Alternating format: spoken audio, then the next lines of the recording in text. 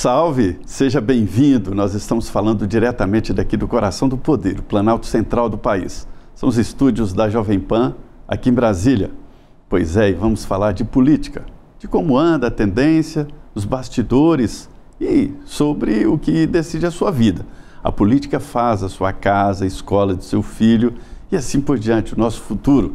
E hoje, para falar, um especialista, o deputado Arnaldo Jardim, que é um grande articulador político aqui no Congresso Nacional e é tanta atividade que eu, deputado, tenho a curiosidade de perguntar quantas horas tem o seu dia.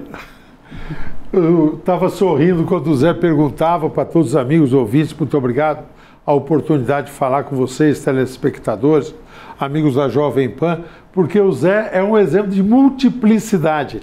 O Zé Maria Trindade, meu querido amigo e nossa referência, ele é um celular que não para, pessoas ligando para saber o que está acontecendo, pessoas dando informações, porque sabe que passar pela credibilidade do Zé Maria, ter a chancela dele, faz toda a diferença. E realmente foi um ano muito bacana, Zé. Eu me permito dizer aí, festejar com a sua anuência aqui, com todos os amigos, o fato do ranking dos políticos, que é uma instituição. É uma definição muito importante, um ranking de como está o Congresso Nacional, e o deputado foi o parlamentar mais o destaque, né? Foi uma distinção muito importante, eu estava lá. Eles fazem todo um critério de avaliação, produção parlamentar, comportamento ético, deputados e deputados, senadores, eu acabei sendo o número 1 deste ano, mas menciono alguns projetos que eu fiquei muito feliz em poder conduzir.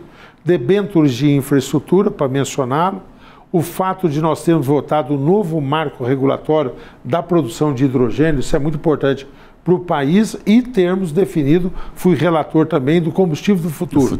Tudo, etanol, biodiesel, biometano, todas aquelas questões atinentes a isso. E agora o PATEM. Na finalzinho ainda conseguimos aprovar o plano de aceleração. Mas eu destacaria, Zé, não só pelas matérias que são relevantes, mas é uma alegria que eu tenho num ano que foi muito polarizado, continuou sendo insensado por conta das eleições municipais, disputa, por conta dos processos todos, indiciamentos, 8 de janeiro, aí acontecendo, o Supremo com esse proativismo exagerado que tem tido, tudo isso levando a uma situação em que tensão política. Mas os projetos não conseguimos aprová-los por grande maioria, alguns até por unanimidade, ou seja, demonstrando que a gente pode construir também consensos na política que impulsione o país rumo ao desenvolvimento. Pois é, não é à toa que alguns amigos chamam o deputado Arnaldo Jardim de relator geral da Câmara dos Deputados. Além disso, ele é vice-presidente da toda poderosa FPA, que é a Frente Parlamentar do Agronegócio, né, da agropecuária, e também presidente da Frente do Brasil Competitivo, né, e participa também presidente da Frente de Cooperativismo, que é uma frente muito importante, que conseguiu avanços na reforma tributária graças ao seu trabalho e outras atividades no Congresso Nacional. Eu queria explicar que a Frente Parlamentar vem assumindo papel importante no Congresso Nacional. É um grupo de parlamentares que recebe informações, é um lobby, mas um lobby na melhor posição da palavra. Não é aquele lobby da mala preta e tal, mas fornece ao parlamentar argumentos, fornece subsídios para as decisões de plenário. Então as frentes ocuparam um bom espaço no Congresso. Me permito até aprofundar isso que você está dizendo que é tão relevante, com a franqueza que tem que marcar a nossa amizade sempre e aqui conversar com as coisas. Isso tem muito a ver com a fragilidade dos partidos no Brasil. Eu estou dizendo, eu sempre fui uma pessoa de partido, tenho o meu partido Cidadania, eu tive 2 partidos na vida. Quando jovem me filiei ao MDB, que era o partido, então, de oposição, de resistência, fiquei no MDB durante 24 anos e estou agora no Cidadania há 26 anos. Né? O senhor era do MR8? Naquela época do MDB, tinham grupos de esquerda na universidade, eu era da Ação Popular. Ação Popular, que era um grupo na universidade, ao qual eu tive na juventude essa vinculação. Mas na prática é quase o mesmo partido, a evolução, né? Porque era um bipartidarismo. Mas para dizer, Zé, que acho que nós precisamos superar muito isso, né? Ou seja, os partidos, eles se prestam muito à disputa eleitoral ou ao embate institucional. Partido como um conjunto de ideias, nós estamos hoje vendo uma fragilidade muito grande, né? Nós tivemos um momento em que nós tínhamos partidos. Agora mesmo eu estava falando com você que visitei o presidente do Banco Central, Roberto Campos Neto, até para reconhecer um trabalho que, no meu entender, ele fez de muita seriedade e consistência, e com franqueza eu digo isso. Então, por exemplo, as pessoas que têm uma visão liberal de mercado, com que partido se identificam, né? Agora mesmo nós estamos falando de um projeto que pessoas se manifestam de uma forma muito desencontrada. Então, as frentes parlamentares, você tem razão, e elas vêm preenchendo um espaço que os partidos não fizeram. Deveriam ter. Cada partido significar um conjunto de ideias. Né? Eu tenho a impressão que os partidos deveriam captar as frentes e incluir as frentes nos seus projetos, nas suas ações do Congresso Nacional. Acho Teve um momento muito importante esse ano. Nós estamos aproveitando para dar um pouco o balanço do que foi e permitirmos projetar o futuro, né? Eu participo de algumas frentes, você as mencionou. Eu sou presidente da frente do cooperativismo, sou da frente Brasil Competitivo e participo da FPA, sou vice-presidente de outras frentes, não vamos ficar mencionando.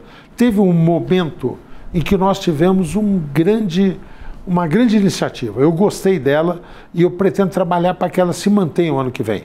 Foi quando nós juntamos frentes, nós até denominamos frentes do setor produtivo, de diferentes representações, agricultura, comércio, indústria, tudo mais, setor de serviço, e nós fizemos um pleito pela reforma administrativa.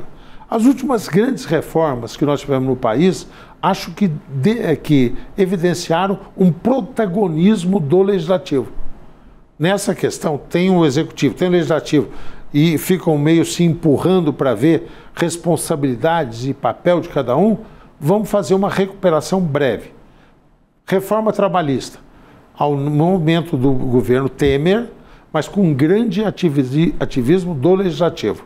Reforma previdenciária, era presidente o Rodrigo Maia, nós tivemos isso, foi no governo Bolsonaro, mas o legislativo prevaleceu. A reforma tributária, que nós concluímos agora, o executivo acompanhou, mas o protagonismo foi do parlamento. Para o ano que vem, essas frentes reunidas, nós vamos dar muita ênfase, vamos trabalhar muito pela reforma administrativa. Não é um problema com funcionalismo. É bom que se liga. É para repensar a organização do poder público, que tem que cortar gastos e buscar eficiência nos gastos que aplica, nos recursos que aplica dos impostos. Eu pude testemunhar exatamente esses pontos, inclusive mudanças no currículo educacional, né? A ensino médio. A reforma do ensino médio. E as frentes foram fundamentais. Os partidos não estão tendo mais essa força no Congresso para apresentar temas e ficam muito na área política, né? Só na área política talvez tenha sido aí o enfraquecimento. A reforma tributária, eu também acho que foi uma reforma do Congresso Nacional. Sei que integrantes do governo falam, nós conseguimos aprovar a reforma tributária, aprovamos a reforma tributária, mas não, foi o Congresso Nacional. Deputado, o senhor que lida com essas frentes aí da área da livre iniciativa, do empreendedorismo, a reforma tributária vai mesmo mudar o conceito de Brasil? Vai impulsionar a economia? Tem uma ideia força que eu acho que ela merece todo o apoio e que nos motivou a apoiar. Eu votei a favor, a Frente do Brasil Competitivo trabalhou para que ela ocorresse, que é o conceito do IVA, tá certo? Nós tiramos aquela cascata de impostos, nós reconhecemos, tá certo? Toda a questão de crédito atinente a isso e tem ali a cobrança final. Há um convívio dos dois sistemas, você não pode mudar do dia para a noite, mas esse conceito do IVA, eu acho que ele é importante, ele ajuda a organizar a economia, ele tem um sentido de simplificação. Muitos estão criticando a reforma, dizendo por conta do percentual que tem a reforma. Nós vamos pagar um dos maiores IVAs do mundo. Nós temos uma das maiores cargas tributárias do mundo. A reforma, num primeiro momento, não a diminui. Ela organiza, ela dá uma sistematicidade e simplifica procedimentos. Mas ela, corretamente implantada, levará a isso. Uma diminuição da carga tributária, até porque você vai jogar na legalidade uma economia informal, uma economia que está nas escuras, que existe e que aqueles que fazem corretamente acabam tendo uma carga muito maior por conta disso. Então nós vamos trabalhar agora na implementação para que a reforma tributária tenha pleno vigor. Pois é, muda o conceito. O imposto no Brasil é cobrado fundamentalmente ali na produção, e isso é antigo, não funciona, favorece a sonegação e agora vai para o consumo. Não significa que a indústria não vai pagar imposto, quer dizer, o produto industrializado, mas vai pagar imposto lá no consumo e será um recolhimento no consumo e não pagamento de impostos. Ou seja, eu, deputado, sempre emiti um conceito, e sou criticado por isso, que diga, empresário não paga imposto, porque se empresário paga imposto, ele quebra, porque o imposto é maior do que lucro. Né? E agora fica evidente que o empresário não tem que pagar imposto. Quem paga imposto é o consumidor. Sempre foi assim, só que agora fica evidente. Havia um repasse disfarçado, esses números terão transparência, tá certo? E todo o processo jogado às luzes vai evitar a elisão fiscal e a burla ao fisco. Ou seja, nós vamos jogar para a legalidade, acho que todos acabam ganhando com isso. Para o consumidor final, fica melhor? Fica melhor, fica explícitas as responsabilidades. Repito, a carga nesse primeiro momento, ela não diminui, tem uma redistribuição entre os setores, tá certo? Mas a economia ter esse nível de formalização faz com que ela possa se desenvolver, repito, todos acabam ganhando. Perfeito. Deputado, lá quando eu estudava lá na Escola Agropecuária Federal de Barbacena, eu tive um curso específico de cooperativismo. E naquela época, isso já tem um tempo, né? Se projetava para o futuro um cooperativismo avançando em todas as áreas. É uma boa estratégia de funcionamento de setores e tal, mas eu acho que não desenvolveu, pelo menos ao ponto que imaginava que chegaríamos hoje em 2025.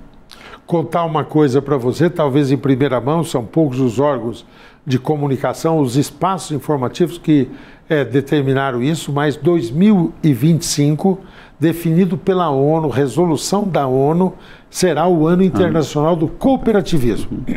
Eu tive uma conversa agora com o presidente da OCB, Márcio Lopes de Freitas, já fizemos um plano. A Frente Parlamentar do Cooperativismo é muito proativa. Vou mencionar alguns fatos que nós estamos festejando deste ano. Primeiro, do ponto de vista da reforma tributária, nós conseguimos um reconhecimento para o ato cooperativo. Especificidades que há da cooperativa de saúde, menciona as Unimedes, Uniodontos, que tiveram o reconhecimento. Nós tivemos também uma clara explicitação na relação cooperada e cooperativa, que havia o risco de bitributação no setor agro, e isso vale para o setor de serviços, de moradia e assim sucessivamente. Eu, particularmente, festejo, Zé, uma coisa que todo brasileiro está sentindo. Palavras que eram pouco conhecidas, como Sicob, Sicredi, Cressol, passaram a ser de senso comum. Tá certo? Nós tivemos, e isso teve na minha conversa hoje com o presidente do Banco Central, o Roberto Campos Neto, tá certo? Que está deixando o cargo aí e que é um entusiasta do cooperativismo, tá certo? Nós tivemos o cooperativismo que há 16 anos atrás, quando nós aprovamos a primeira lei, eu fui o relator, que tinha uma participação de 3% na oferta de crédito do Brasil, depois de 10 anos subiu para 10%, e agora, de 6 anos para cá, nós aprovamos uma nova lei, tá certo? Já em diálogo aí com o Banco Central, ele já está num percentual de oferta de crédito em torno de 14%, nós vamos chegar a 20%. Ou Você seja, está falando pulverizando a oferta de crédito no Brasil através do cooperativismo de crédito. O cooperativismo na área de crédito, né? Isso. Por que o cooperativismo está tão assim ligado a produtores rurais, né? A origem disso é por conta muito do perfil de migração. A migração que houve, o cooperativismo cresce muito na Europa. Quando vieram os migrantes, tanto do norte da Europa, como depois também italianos, tudo mais, e eles se concentraram na região do sul-sudeste, de São Paulo para baixo no primeiro momento, e depois foram ao Brasil, tá certo? Os gaúchos cresceram para o centro-oeste, todos foram para Minas e tudo mais, mas nesse primeiro momento eles trouxeram esse conceito de cooperativismo. Então, nessas regiões, o cooperativismo surge antes e surge mais embalado. Surge associado à produção rural. E depois ele ganha outros segmentos e dá esse salto de qualidade quando entra no cooperativismo de crédito. Acho que é uma tendência o cooperativismo crescer de importância em todas as atividades econômicas do país. Pois é, líder, a gente fala sempre sobre o brasileiro que gosta de investir, tem uma certa reputação disso. É verdade? O brasileiro é, por natureza, um empreendedor? Muito. Todos os dados internacionais demonstram. É muito relevante. Todas as questões hoje de estudos que tem de cooperativismo, eu tenho discutido isso muito com o Sebrae. Nós temos um ex-deputado que assumiu o Sebrae, o Décio Lima, você se lembra dele, lá de Santa Catarina. Lá em São Paulo nós temos uma dinâmica grande também no Sebrae de São Paulo. Substituiu o outro ex-deputado Carlos Melles. Né? Substituiu o Carlos Melles. Tá certo? Lá em São Paulo nós temos uma diretoria do Sebrae proativa, um jovem, o Marco Vignoli, que foi secretário, está tocando lá em São Paulo, para dizer o seguinte: o empreendedor brasileiro é totalmente diferenciado em relação aos outros países do mundo. Estudos que nós recebemos aí mostram isso. E este perfil, cooperativismo, produtor, olha que sinal tem no agro. Idade média do agricultor europeu, em torno de 63, 65 anos. Idade média do agricultor americano, tá certo? De 48 a 55 anos. Idade média do agricultor brasileiro é de 35 a 39 anos. Tá certo? Então, tudo isso é um sintoma, o empreendedorismo crescendo de uma forma muito significativa no Brasil, políticas públicas. Quando você vê que alguns influencers, não vou mencionar nomes, mas todo mundo vai lembrar de algum próximo ou alguém vai se lembrar do fenômeno próprio do Pablo Marçal na Prefeitura de São Paulo. Como é que surgem estes vários outros? A palavra de ordem é a palavra de ordem de protagonismo, iniciativa, tomar conta da sua vida, buscar ter aí possibilidade de desenvolver a seu próprio comando e o seu próprio negócio. Aquele Estado grande, pai de todos, não existe mais, né? As pessoas se virando, buscando alternativas e a pessoa acreditando em lideranças que dizem o seguinte: é por aí, eu vou te apoiar, vamos estimular as pessoas que buscam fazer a sua vida seguir adiante. Né? Sim, isso tem a ver, Zé, nossa conversa está ficando um pouco, talvez até meio filosófica, mas isso tem a ver com algumas coisas que na cultura brasileira foram entranhadas. Houve um período que se dizia que lucro era pecado. É uma herança, tá certo, de um determinado período, inclusive de igreja, tudo mais tal. Capital e mercado. Então, você, aquela história de que a usura é pecado. Fácil um camelo passar no buraco de uma agulha do que um rico entrar no céu. Tudo isso foi criando. Isso tudo gerou um conceito, tá certo? Em que você abominava, né? Quando você teve toda a reforma, inclusive religiosa, o luteranismo, tudo mais tal, era essa questão de empreender que para nós demorou para chegar, está chegando muito tarde. Dr. Mário Covas, candidato a presidente da República, há muito tempo diz o seguinte: o Brasil precisa de um choque de capitalismo. Lembra disso? Sim, lembro. Tá certo? Quando nós tínhamos todas aquelas teses progressistas da social-democracia, que eu acho que ainda prevalece, mas tem um capítulo ainda. O Brasil ainda está precisando, numa série de segmentos, desfazer casinhas, quebrar feudos e ter um choque de competitividade e de capitalismo. Pois é, e eu tenho impressão, e não tem nenhum dado técnico para embasar isso, eu queria que o senhor falasse a sua opinião, é de que os salários no Brasil estão baixos. Então, hoje, empreender em qualquer situação é melhor do que salários. Principalmente isso começa lá para quem ganha salário mínimo. Se ele empreender minimamente, vender balas e tal, ele ganha mais do que o salário mínimo. Aí pode estar a raiz de um novo Brasil no futuro. Você tem toda a razão. A massa salarial e o ganho salarial é um salário ainda que na formação do capital do Brasil, do produto interno bruto, é menos presente do que nos outros países. As desigualdades salariais no Brasil são muito profundas, tá certo? São quase insuportáveis, você tem que diminuir isso. Estamos falando isso é uma base numa mesma empresa, alguém ganha mais do que 100 salários do que o que ganha menos, né? Então, isso nenhum país... Primeiro, maior peso à massa salarial. Segundo, diminuir as diferenças, tá certo? E terceiro, introduzir definitivamente a meritocracia. Para o setor privado já um pouco existe, mas não é bem assim. O setor privado ainda precisa passar por isso. E de uma forma definitiva também introduzir a meritocracia no setor público. Quando eu falo de reforma administrativa, não é para restringir servidores, mas é certamente para prestigiar os bons servidores.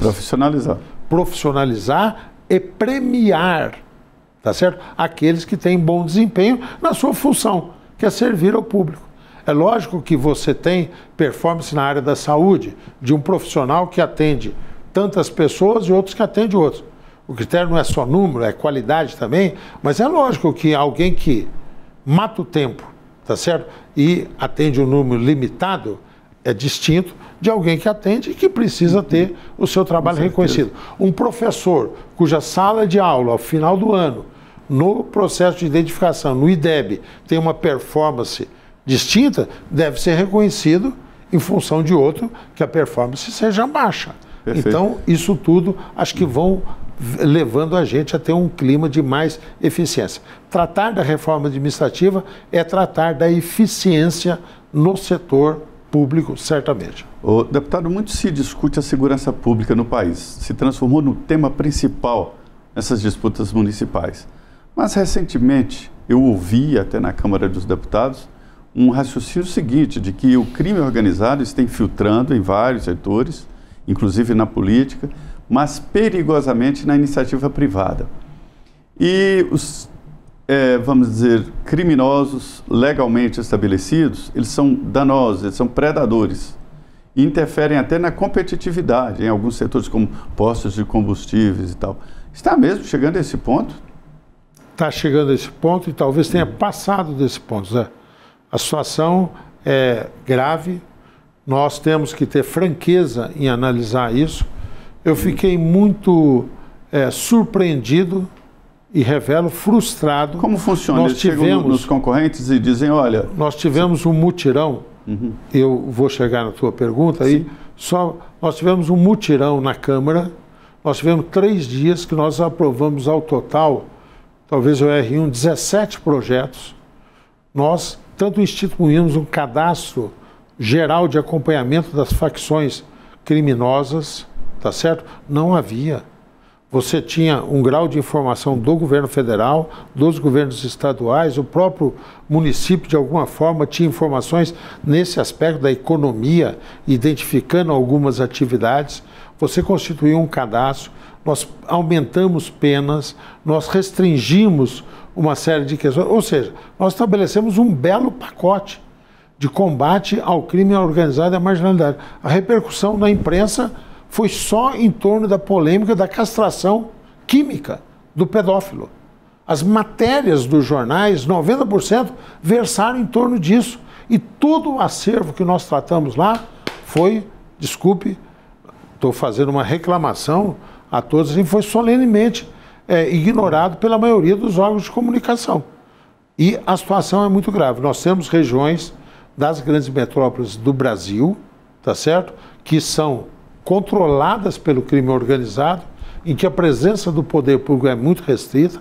Nós temos o setor atuando em questões centrais. E aí eu chego na sua pergunta, na sua indagação. O governador Tarcísio de Freitas teve a coragem de, numa entrevista recente, dizer o seguinte, que a presença do crime organizado na distribuição de combustível em São Paulo é controlar uma boa parte dessa distribuição. Diz ele mais, tá certo? E eu corroboro, eu estou reafirmando, estou só recorrendo a uma opinião que é, inclusive, mais forte do que a minha, no sentido de ter informações dos órgãos de controle policial, que o crime, inclusive, controlando, adquirindo usinas de produção de combustível.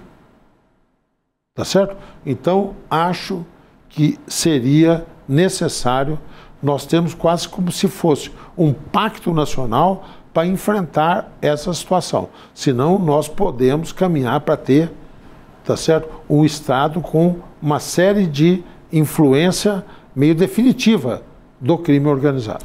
Pois é, deputado, houve um momento em que se gastou muito essa palavra pacto, né? Talvez aquela história lá do pacto de Moncloa, né? Que acabou dando certo.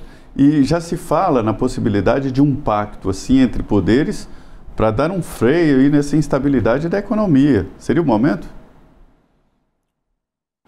Registrando essa questão da segurança como uma questão preocupante, você propõe a gente abrir essa conversa da economia num momento muito delicado, né, de muita instabilidade. Sim, instabilidade, que é o que há de pior na economia, é a instabilidade. Ninguém sabe se vai ser assim ou assado. Acho que a situação merece muita atenção. A disparada do dólar, como ocorreu, e a instabilidade que isso gera. A frustração de investimentos programados que estão sendo revistos pelas empresas. A saída de capital externo da Bolsa de Valores, recuando nas posições do Brasil, tornam um clima de muito alerta. Quando o governo sabia que teria que fazer um esforço adicional para manter as regras do arcabouço, no meu entender, demorou em fazer esse gesto, tá certo? Apresentou um projeto que, no meu entender, poderia ter sido mais ousado e, em terceiro lugar, fez isso e, ao mesmo tempo, apresentou a proposta de revisão da tabela do imposto de renda. Meio assim, eu estou sendo firme para buscar o equilíbrio, mas eu estou pressionado por aqui um sentimento ou uma dúvida ou uma questão interna, e eu digo particularmente do PT, e eu estou fazendo um outro chapéu, uma outra bondade aqui do outro lado. Acho que fizeram bem os presidentes Lira e Pacheco quando disseram essa questão do imposto de renda não vamos tratar agora, vamos tratar depois. Vamos tratar das medidas que são medidas de contenção. Né? Era o momento então, era o momento para isso e assim que deveria ter sido feito. Acho que nós perdemos. Essa instabilidade que veio no anúncio jogou as expectativas inflacionárias, isso pressionou, levou o Banco Central a rever a taxa de juros e o custo disso, a cada momento que você tem um repique na taxa de juros, você aumenta o serviço da dívida. Então aquilo que o pacote sinalizava, que era de uma economia de gastos, tá certo? O gasto com a dívida pública quase que ultrapassou a economia feita. Então, 1 trilhão. O líder, nosso tempo já está se esgotando aqui, mas eu queria fazer a última pergunta, é sobre a sua expectativa da presidência de Hugo Motta. Deve ser o novo presidente da Câmara dos Deputados. Ele vem se reunindo com bancadas, o senhor levou, o senhor coordenador da bancada de São Paulo, levou Hugo Motta, futuro presidente da Câmara, tudo indica, e na bancada ele se reuniu com Minas Gerais e tal. Qual é a expectativa dele para essa nova gestão? Eu estou muito otimista. Acho que nós colocaremos na Câmara uma pessoa muito centrada e de conceito de centro, uma visão liberal da economia, uma visão de fortalecer o legislativo, uma visão de relação institucional muito parcimoniosa, muito sensata também. Então eu tenho uma expectativa grande com relação ao Hugo Motta. Quando nós vivemos o período da pandemia, nós fomos obrigados a tomar uma série de medidas. Você, que acompanha profundamente a vida parlamentar, sabe que o debate no plenário das questões temáticas ficou muito restrito. Hoje tem um embate no plenário, não um debate no plenário. Por outro lado, as sucessivas urgências aprovadas retiraram o papel das comissões. Eu estou imaginando que isso seja retomado, papel das comissões. Imagino um plenário em que as discussões mais importantes para o país sem ignorar as outras, são debate ideológico, deve continuar a ser feito, não há nenhuma intenção minha, ou muito menos do Hugo Mota, de restringir isso, mas de fazer com que esse assunto, como que nós discutimos aqui, segurança, economia, sejam os debates que prevaleçam lá. Então, eu imagino que o ano de 2025 vai ser um ano de intensa atividade legislativa. Eu acho que o presidente Hugo Mota conduzirá isso muito bem. Pois é, foi uma conversa boa aqui com o deputado Arnaldo Jardim, um profundo conhecedor do funcionamento do Congresso Nacional e que articula muito bem por aqui. Deputado, muito obrigado. Foi uma boa conversa. E a você também, meu muito obrigado e fique com Deus.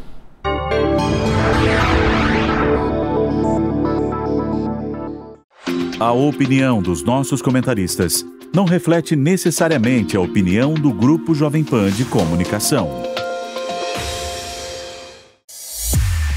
Realização Jovem Pan News.